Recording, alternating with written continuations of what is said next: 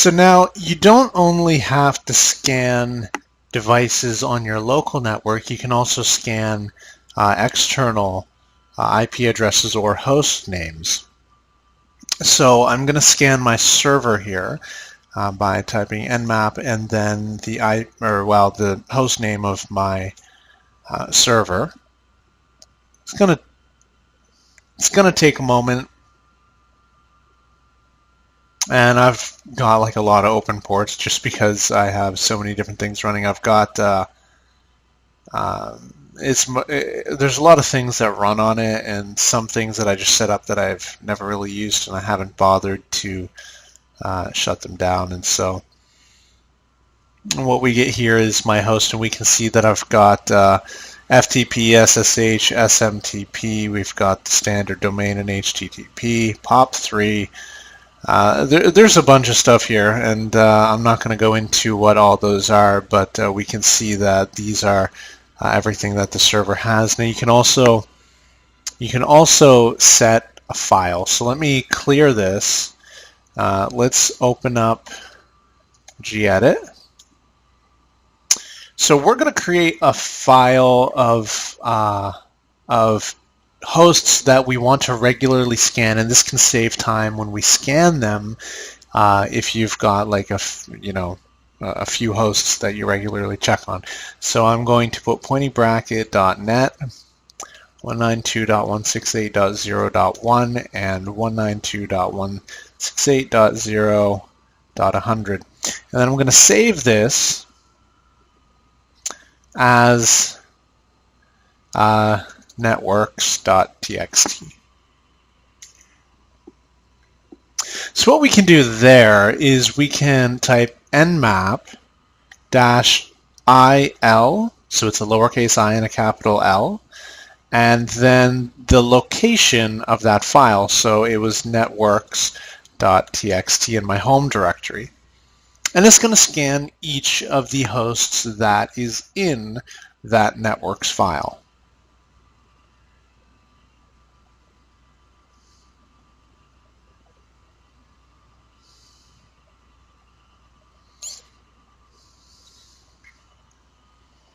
And it returns in the order that they were scanned in.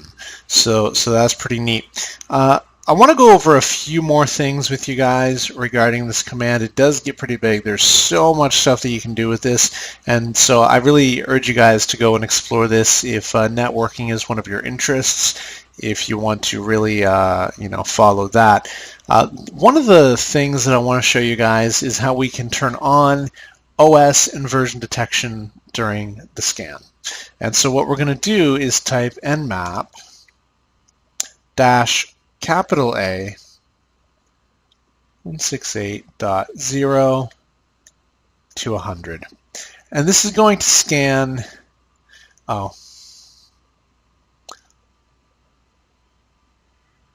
there.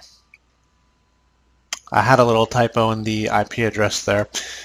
So I had to just fix that. So this should tell me the operating system and versions that are running on the devices on my network.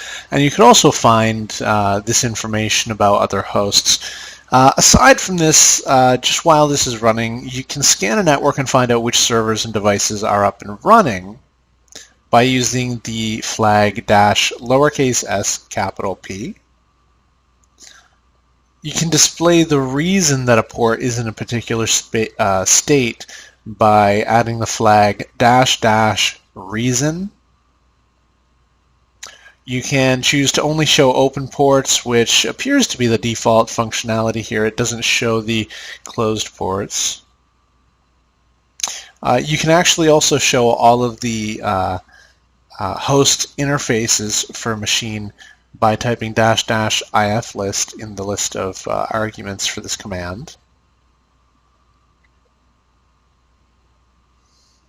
And I mean, it's really big, so go ahead and look this up. Just if you want to type in google.com nmap commands, there's a bunch of different ones that you guys should probably play around with. This was more of an introduction onto the most common or basic functionalities of this program.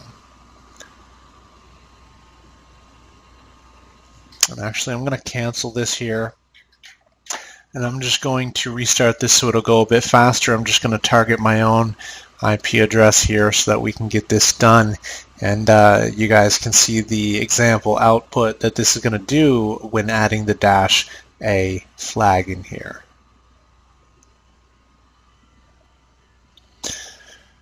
So here you can see a lot of information about this machine. So let's go up to the top here.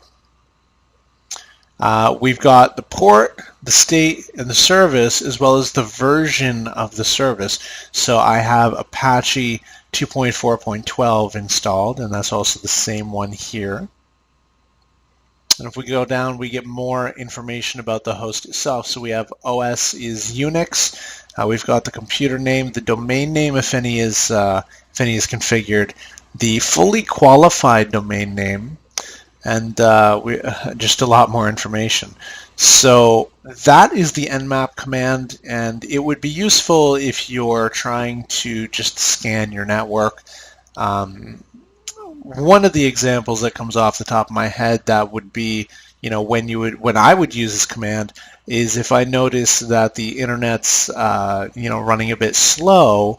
Let's say I've got 10 people in my house and half of them may or may not be using the internet, and I want to see how many people are online. This is what I would do in that instance. Or if you want to check how many machines offer a certain service, or what the IP address is that you need to use to access a certain service on another machine, this would help you figure that out. So thank you guys for watching this video. We'll see you guys again soon.